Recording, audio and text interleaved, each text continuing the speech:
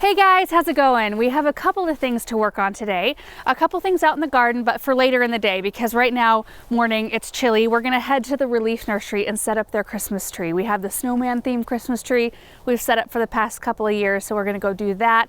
I do need to stop at the store. I wanna put some candy canes on the tree that the kids can eat. Maybe a few other things while we're down there. And then once it warms up a little bit, we're gonna come do a little bit of flower bed cleanup, just of some annuals like coleus, supertunias.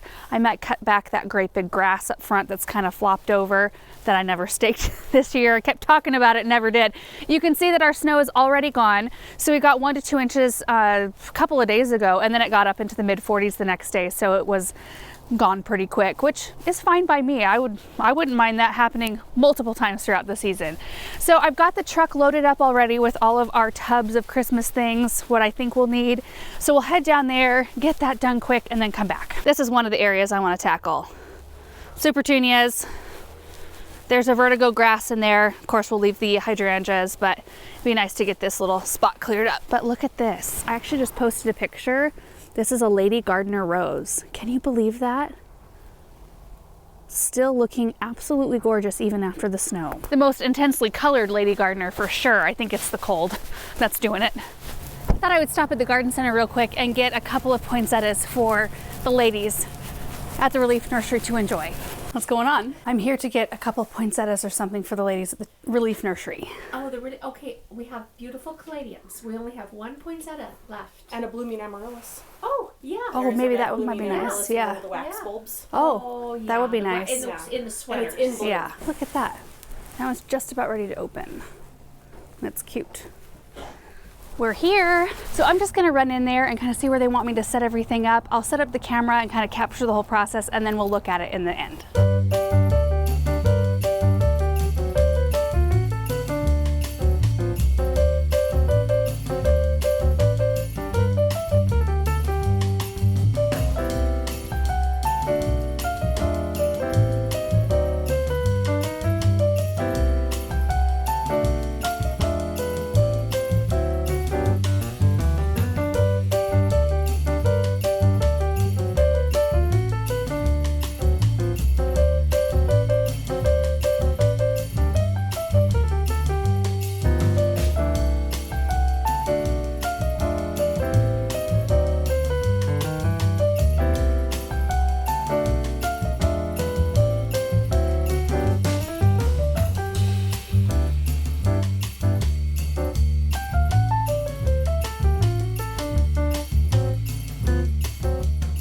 All right, guys, we got it all done. It looks so cute. I really like how it turned out. So we started by putting the tree up, of course, and then we did the ribbons at the top. So these bows are from last year, so we just had to kind of fluff them back out. A star topper, and then we went around the tree with some, these are cute, like little peppermint candies, and then the little red ribbon. I always do a double layer, and then you can kind of separate them a little bit for a little extra interest, and it makes the bow look a little whiter in some spots.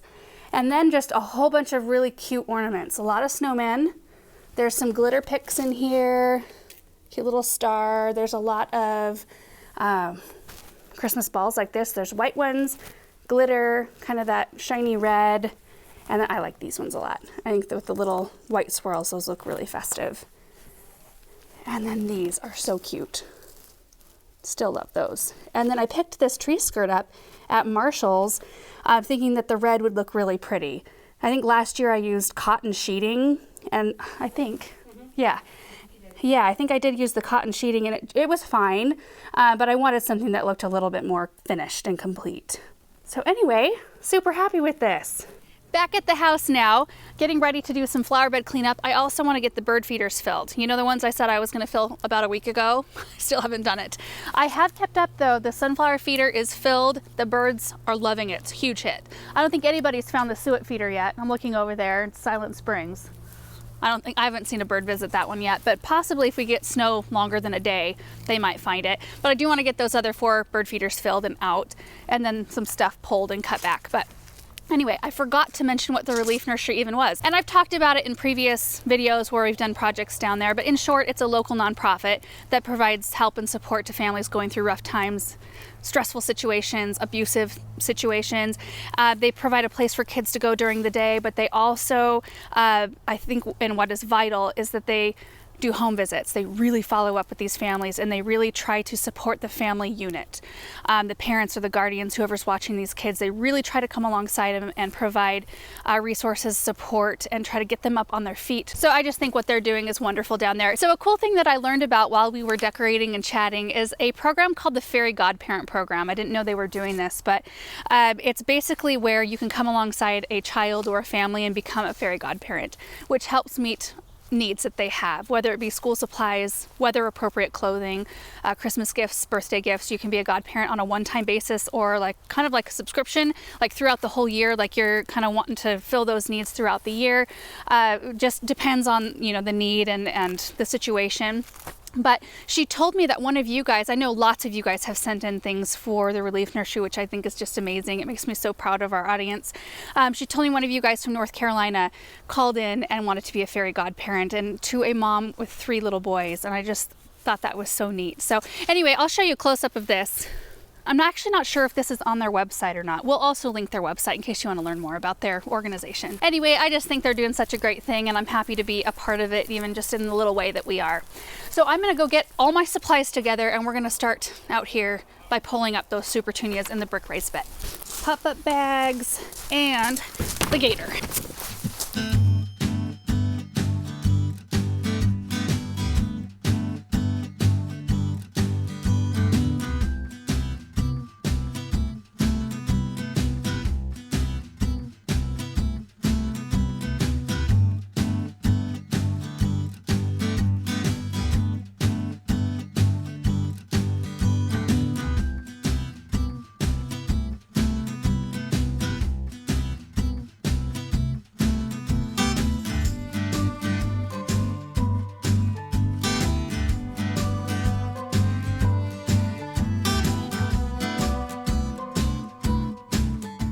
Oh, that is so much better. Now, I did not rake every single leaf off of the top of the soil surface, but just did a general rake job after we pulled the super petunias and dug the grass out of the center. And then I took the blower along and cleaned off the top brick as good as I could, really. I mean, some of this mulch and soil is really quite wet still from the snow we had, and then blew off the area around it. Now, at this point, even in the fall, when I come along and clean out a flower bed, I will put a layer of mulch down, because there are bulbs coming up because it's been so warm, and there are hydrangeas. But as many of you know, we're going to be redoing this whole area, really in an effort to bring utilities to the Hartley greenhouse that's right there. We're going to have to come right through this sidewalk with big trenches for water, gas, and electric. And really, we just want to redo this whole area because there's like a concrete slab underneath these bricks and underneath this raised bed. Like if you dig down in here, there's a concrete thing that goes like in a diagonal, like from the edge down underneath. And if you dig too far down in here, like the water starts to pool. And I'm wondering if at one point it was some kind of a water feature. I'm not real sure. But apparently, now I don't know this for fact, except for I have run into some concrete over here. But the concrete pad is supposed to run under this whole thing. However, when we moved in, there was a lavender plant in this square here. And it looks like there were multiple planting areas. I'm not really sure what the story is. It's kind of an interesting spot, and I have no idea what we're going to find. Yeah, see over here on this side, there's also another planting area, maybe. Maybe that one was one as well. Maybe those. Was that where or was that decorative? Because that's in a pattern. Oh geez, I don't know. Now for the next project up front, I'm gonna either need the hedge trimmers or a reciprocating saw to cut back the grass. It's quite large and I think it's half flopped over. But the crabapple tree is also up there where I wanna hang a couple of the bird feeders. So I thought we would go to the barn, get a couple tools and the bird feeders so we've got everything we need for up there.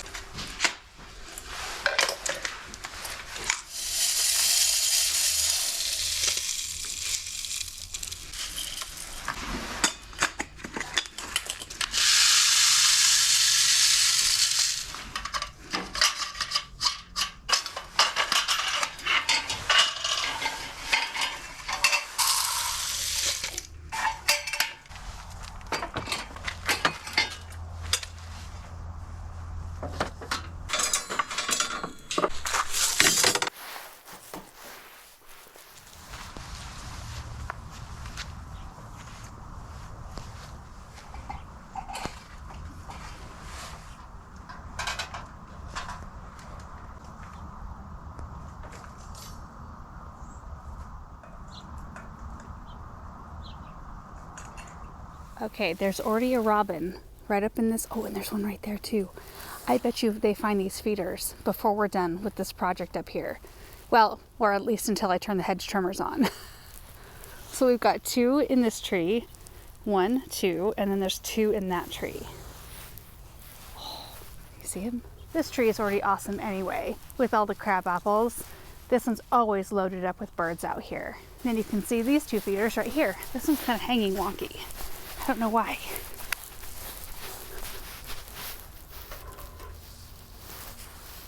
There we go. I like these little hoods you can get for bird feeders because they really just protect the bird feeder most of all. I mean, they protect it from getting a bunch of moisture inside and gumming up all the seed. So see, like this one has one built on, but it's not super big. So like this one is much more likely to get rainfall that goes into the bottom and collects in maybe these bottom holes, and of course the tray for sure. I'm just gonna sit out here for a few minutes quietly and see what happens.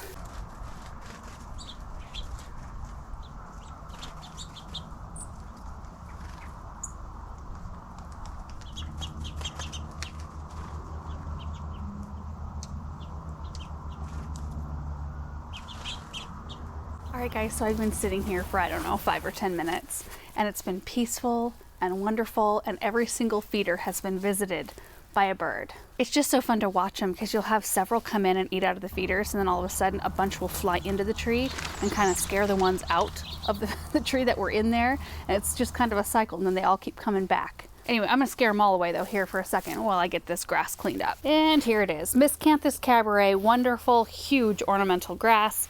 Creates a huge statement and kind of a huge mess when it flops over. I always intend to stake it up, and I have never done it. Well, I did it one year, but it was, you know, a good portion of the season and it had already started to kind of flop over. I really do need to divide this one eventually. I'll probably cut back the hollyhock stalks that are in here. These are volunteer hollyhocks, but they always look very pretty.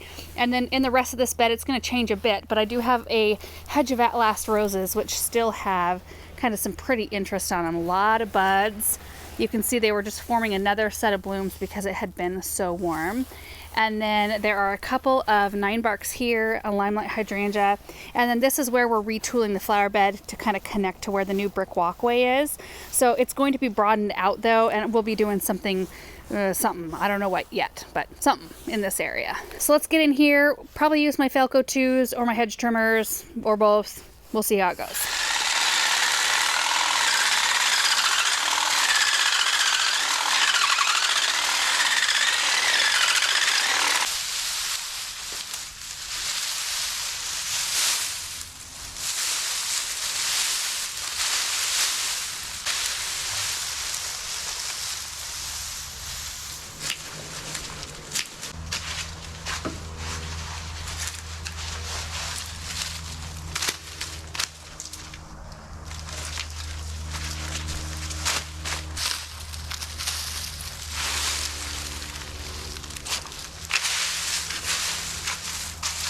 So that's all there is to that. It's a really easy cleanup. You can see that this is what starts to happen with ornamental grasses, especially when you don't divide them. But the outer portion's starting to die off, and you can see where the good portion is right here. So what I need to do is come in and kind of break this up into smaller pieces, and I can move a few maybe out to the south garden. Hey, Russell. And then again, I didn't do a 100% cleanup job because we'll just mulch right on top of the leaves here, and then I do want to cut more out too, so that will change things. Plus, all of these little things that look like button weeds are actually hollyhocks, and I kind of want to dig some of them up and move them out to the new flower beds as well. So I'm just going to leave everything be, except for that. See that? That is a piece of euonymus that has grown up underneath the siding. Look at this. And it comes out right below this window. It's not good. I have to cut that out of the siding like 2 or 3 times a season. It just grows so fast. I left this here just because it's always been behind other things and you can't really see it. But I think when we retool this whole flower bed and kind of readdress this whole front area, we'll take the euonymus out and do something else. Because one of the things that we might do, well, one, it would be beautiful for this to be gone and have like some kind of a wall fountain back in there, just tucked in the back of this flower bed. You still won't see it from the front, but it'll be like this secret view from the side. We've also talked about when we do go ahead with the porch, which I think we will. Let me step back. We've talked about building on a porch or like a deck basically that comes out to the edge of the walkway. We'll just build it right on top. Well, we'll get this removed because it actually doesn't slope right. It slopes toward the house, not away from it. Thus water pooling at the base of the house all the way around. So we'll have the grading redone here and have a porch built up to the siding. The siding actually starts where that first seam is, so it'll cover like that whole area. And we've talked about taking that porch all the way over here and putting in another set of stairs that goes up to that little area up there. So either way, this is always kind of a mangy plant. It's been a great filler plant. It's great to have those, but I am excited about possibilities here. I do think though that we will get some sort of decorative container with a lid, something that's watertight that can seal, even like a small galvanized garbage can that we can keep back here with bird seed. So we don't have to go to the barn every time to get seed to fill these. If we have something right here, it'll be really easy and convenient to keep all these feeders filled. And once you start filling feeders and attracting birds to your yard, you kind of want to keep up on it. They kind of start to rely on this as an area to come feed. So anyway, there's just one woodpecker going to town on the ash tree though. I don't know what in the world. I mean, I'm glad it's not going to town on the house. But I really like that ash tree. I don't want it to damage anything. And that is going to be it for today. It's starting to get chillier out here. Ooh, I'm seeing the mums. Oh, there's some color in the mums. Hold on. Okay, a little bit of a flopped over mess, but look at the beautiful fall color. Look at these. What? Those are gorgeous. How did I not really pay attention to these earlier? Wow. Okay. Now we're going to be done. Thank you guys so much for watching. I hope you enjoyed it, and we will see you in the next video. Bye.